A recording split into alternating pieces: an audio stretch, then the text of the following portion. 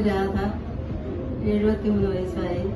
എനിക്ക് ആദ്യമായിട്ട് അസുഖം വന്നിട്ട് ഒരു 13 വർഷത്തിന് മുമ്പ് വന്ന അസുഖം. ഇവിടെ മലത്തിൽ കൂടെ ബ്ലഡ് ആണ് വന്നത്.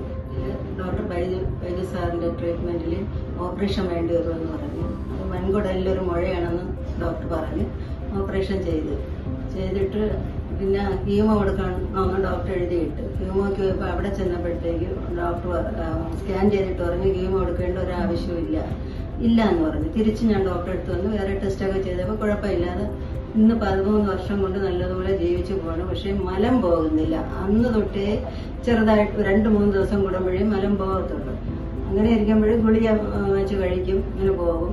ഇപ്പം ഗുളിക കഴിക്കുമ്പോൾ ശരിക്കും അങ്ങ് ഒരു ദിവസം ഫുള്ള് 8 പ്രാവശ്യം അങ്ങ് പോയി കംപ്ലീറ്റും തീരും. വീണ്ടും മലം അങ്ങ് പിടിക്കുന്നു. അങ്ങനെ ആയതുകൊണ്ടാണ് ഇപ്പം ഞാൻ ഇവിടെ വരാൻ കാര്യം, ഡോക്ടറെ കാണാൻ. ഇതിൻ്റെ പ്രശ്നം നല്ലതായിരുന്നു.